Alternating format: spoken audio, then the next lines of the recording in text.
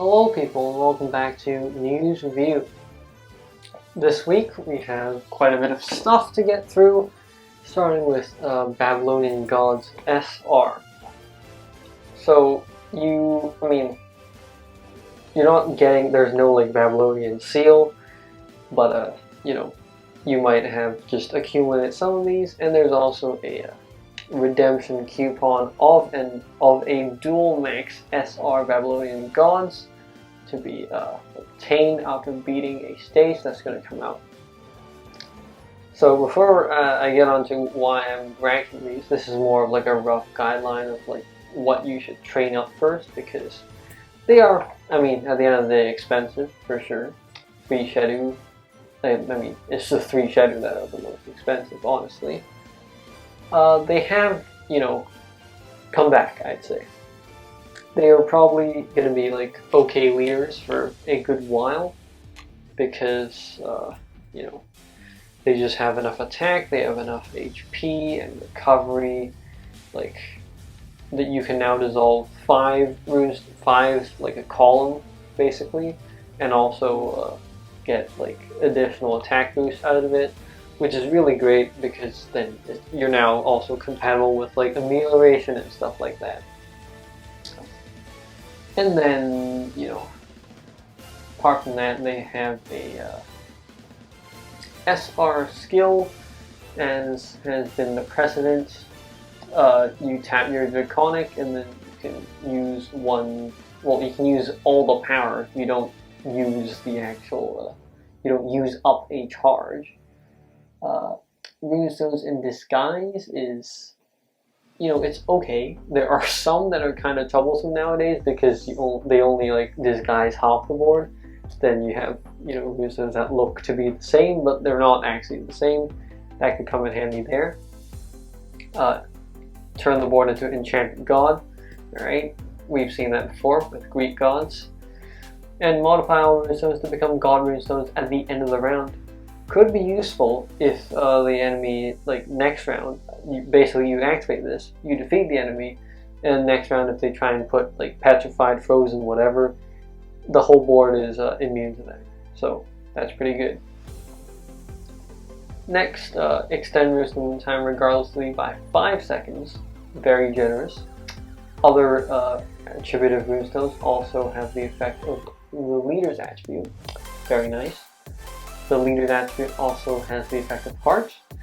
That's good, because you'll be getting a large amount of those every round, supposedly, if you play the character right and you're not, extremely hindered by some sort of shield.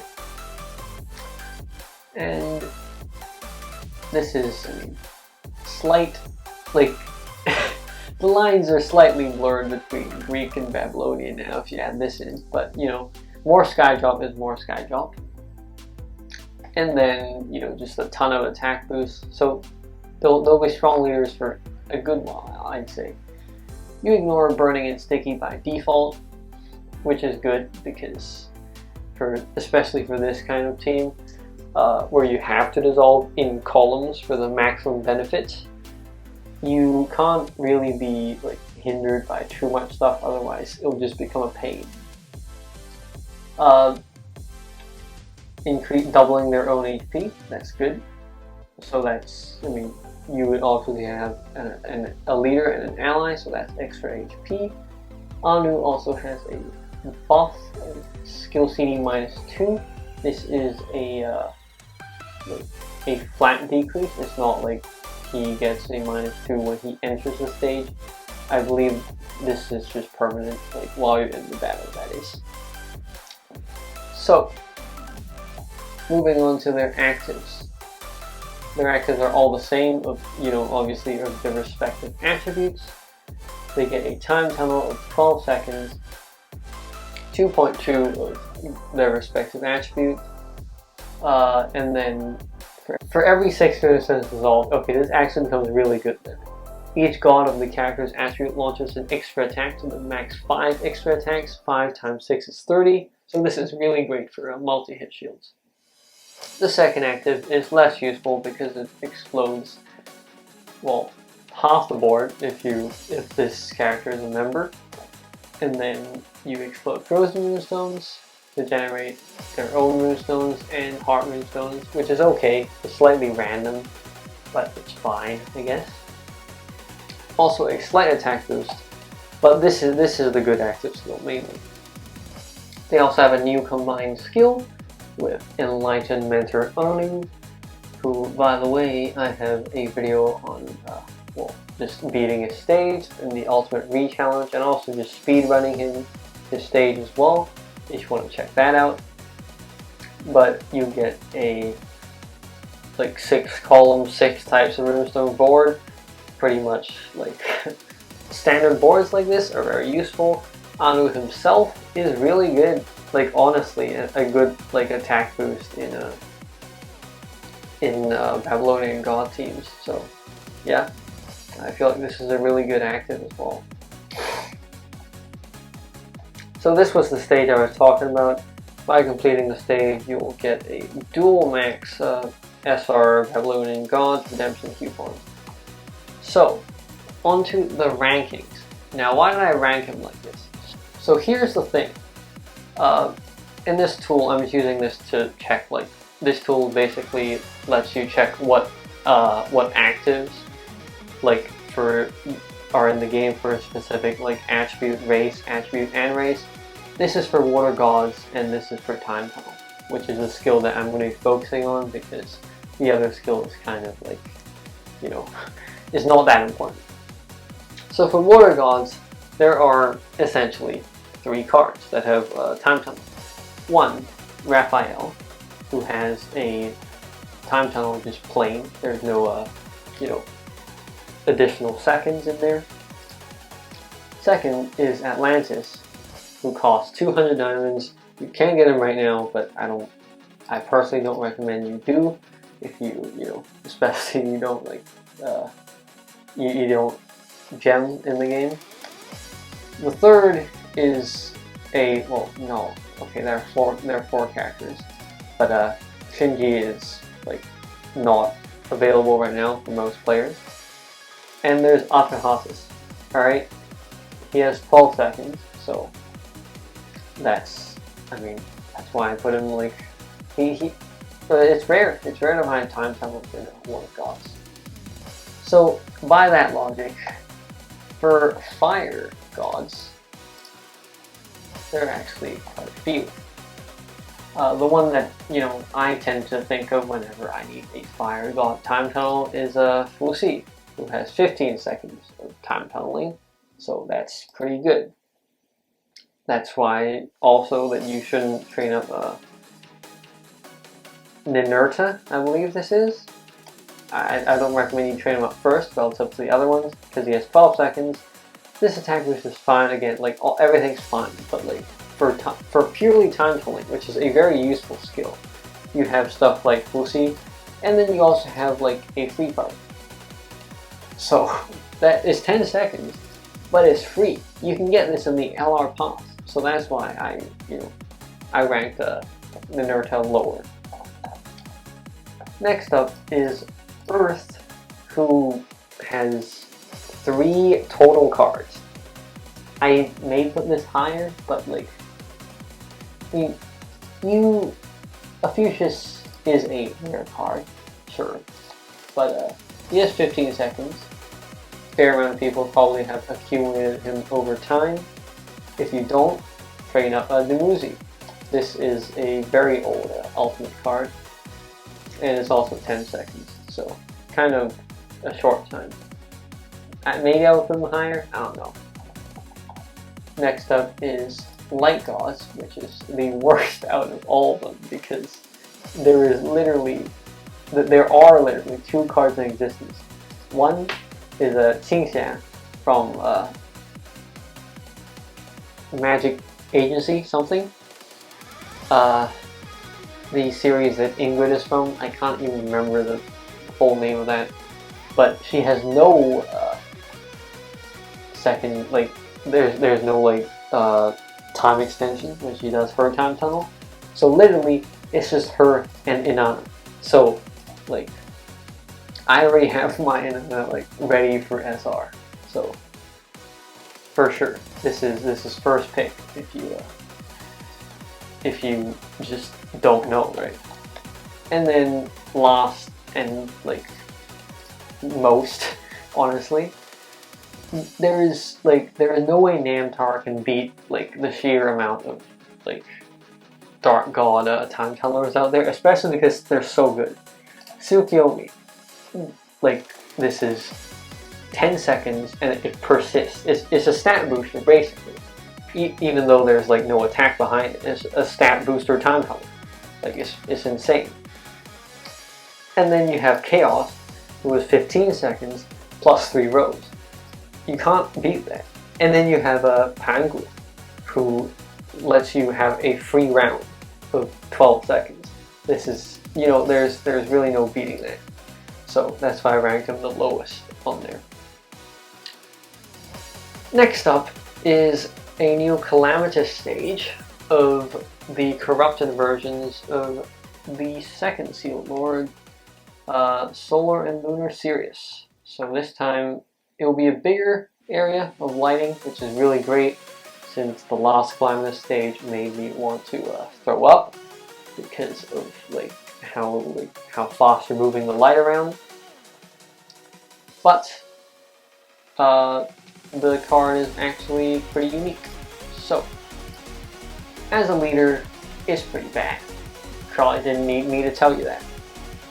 This team skill is also kind of negligible because it is, well, there's this, when there are runestones in black and white, extend the time to 20 seconds.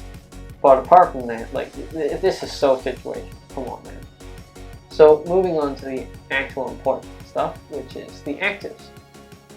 First active is a converter, depending on if you're at the left, 3 columns on the left, or the 3 columns on the right. You convert it into either light dark light or dark light dark. This isn't too useful. Second active, restore all everything to normal state. This is the only beast that can do this, so that is very valuable. Apart from that, you have a semi sort of Wrath effect, although it's only for light and dark, so don't count on that too much. I feel like this one is pretty important though, because it is the only beast in the game that can do this. Apart from that, of course, it also comes with its own Dragonware, which is beast exclusive, of course. And then, you know, it's the standard stuff where there's skill CD -1. There is a small attack boost. Well, this isn't small, honestly, for Dragonware. There is a, you know, moderate attack boost in it, and then you ignore corruption, which I've yet to see anyone utilize this well. Next, there is the return of the Flowers of Pledge. So this is, like, I would kind of call this disappointing because, just skipping ahead a little bit, in here, they will open 2 seals for the Water Yan Sea. The Water Sea and the Fire Yan. It's 2 separate seals, and then they'll be guaranteed for every 40 goals in their own seal, meaning that, yes, unfortunately, this is 200 diamonds again. So as you can see right here, I don't think these are worth 200 diamonds. I don't think either of them are 200 diamonds. You could make an argument for the Fire Yan. Yep, I'm getting that right. But the water one is kind of underwhelming. So, like, the main reason why I don't think these are worth 200 diamonds each, man, if they were 200 diamonds and I could get them, like, guaranteed in 1 seal, sure, probably it would be worth it then. But as it stands right now, no. So let's ignore the leader skill because nobody's using Yan or C as a leader in the past, in the present, or in the future, because after this buff, it's still kind of useless. So both Yan and C have 2 forms, you know, because of their VR. So one form, C, the water one, now removes Darkened Heart to generate enchanted water god runestones, and then attack boosting, whatever, and you clear the negative state of frozen runestones. Now why this is bad, again, we go back to the active searching tool. This is filtering for water, god, and dealing with frozen runestones. As you can see, this is like more cards than water god time counting. And this is a pretty niche thing to deal with. One is from the Ultraman series, which admittedly is, you know, out of reach, it's collab. Shinji, of course, again, is out of reach. But this is a small prize from, you know, a series that I've forgotten the name of. This is a free card, and it can clear frozen runestones like one after another. This is literally, if there are frozen runestones on the board, you can do it again and again and again. So if you want to outlast an enemy, that's what you can do. And this is a free card that will, you know, obviously come back in the future. And of course there's Atrahasis, which isn't really a frozen runestone clearer, so we'll disregard them. I guess there aren't that many, but like considering that there is one free card, one small prize, you know, and like Shinji, and surely some people out there have Shinji, right? Shinji's so good. Like, if you were there for the Eva collab, I would honestly, like, come on, if you missed out on Shinji, like, and you were there, it's a big regret, honestly, if you did that. But my point is that this isn't a particularly, you know, strong effect. You basically have one shield breaking ability, and it's not even that good. In her other form, which is this, she is a stat booster. She increases the drop rate of water runestones to 20%, and then upon skill activation, you turn water runestones into water god runestones. And then the more water runestones dissolved, the higher the attack, till max times 3 for 10 runestones dissolved. It stays in play until no god runestones are dissolved. You still can't manually deactivate this, and it's still, you know, very dependent on god runestones. Poseidon nowadays doesn't need this. Atrahasis can use Poseidon. Like, I'm not really sure what is, you know, like, what's the use of this card.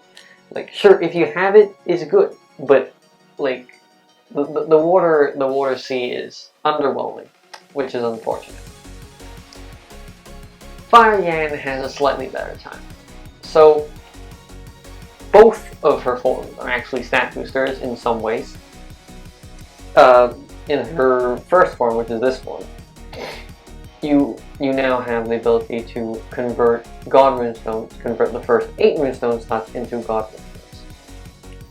When 4 more combos are made, which is basically every round, or it should be every round, team attack times 2, God damage will be done regardless of the enemy's defense. This skill stays in play until deactivation or defeated.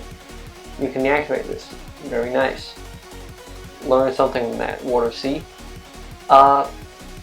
Upon deactivation, you turn the columns below the character, leader, and ally into enchanted heart god runestones. This is useful for heart runestone shields. That's 15. Just like basically sitting in the back pocket, because you can, you know, you can deactivate this at any time. Also, CD -2 is very useful. If you ever used Rakshasa, you know how this works basically.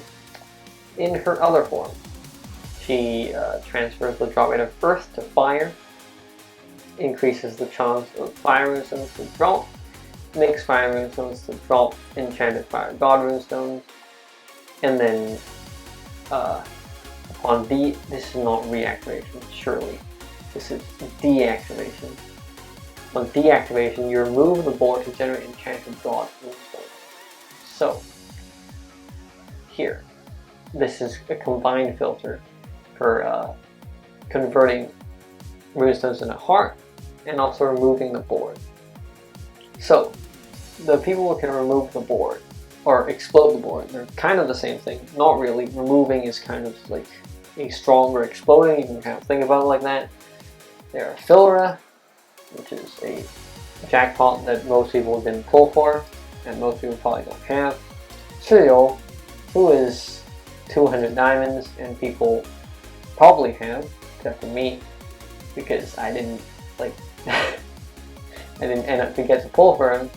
And this guy, an alternate stage card who explodes the board.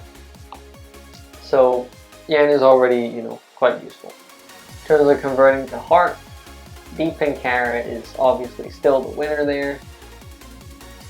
And, you know, actually probably, well, Marduk might give him a run for his money because he converts 3 types of moves. But Deep and Kara is just good because of his AR skill as well. So Yan, you could make a case for Yan being worth 200. I still don't, like, it's fine because, you know, but like, because the actives are good. But in her, you know, in one form, you're still reliant on God stones. Wait.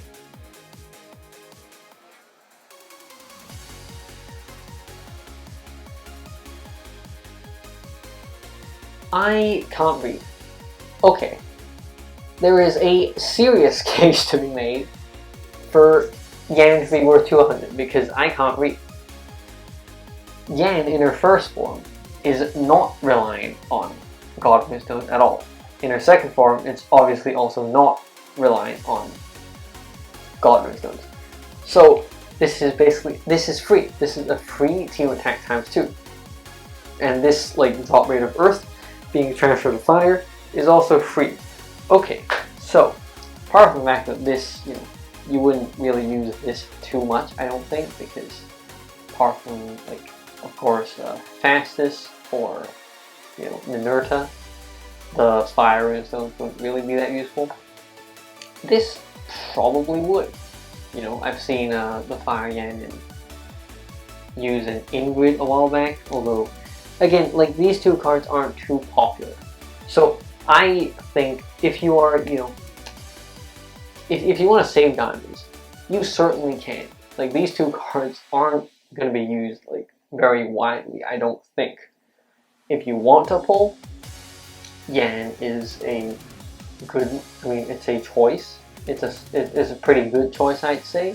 If you are planning to play Minerta, if you have the fastest, and Water Yan, like, I just wouldn't recommend you pull for Water Sea, sorry. Jesus Christ. Anyway, I've talked about these two cards for far too long. We're moving on. There's another challenge stage in Void the Realm in, of course, on Tuesday for Cassandra. If you put all 3 of them, they get CD-6 when you enter the stage, which is kind of a cool thing. And her active is really unique. Team attack becomes 0 and 5 times the attack into its own recovery, and you attack using your recovery. So this is like the elf gimmick I was talking before. Will someone use this to, like, cheese some stage in the future? Probably. Or will this just become, like, will this be a useless skill? Also probable, but until someone actually uses it, we won't know. Moving on to celebration events. There's only a couple things that are important here. One of which is the ultimate stages. So there is broaden and Shrek. Yes, there's Shrek in the game. So broaden is useless. She's a fire beast who recovers HP from the active, and Shrek is actually really good. So let's pull up the tab.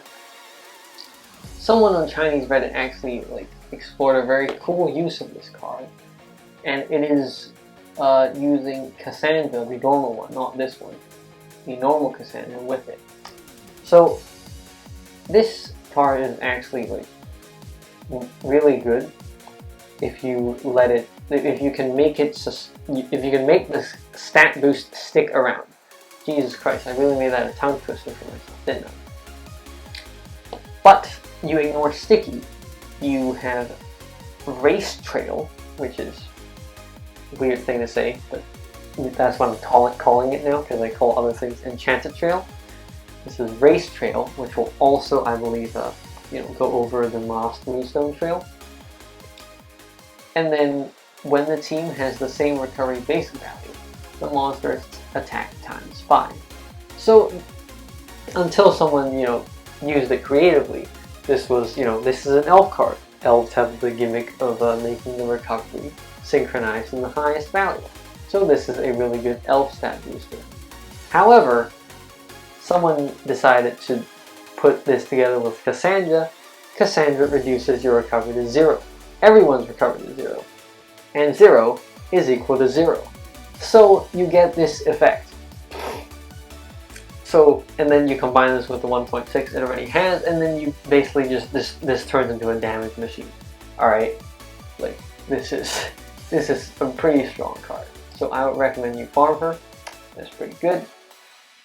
Obviously there's the Diamond Seal event for C that I mentioned.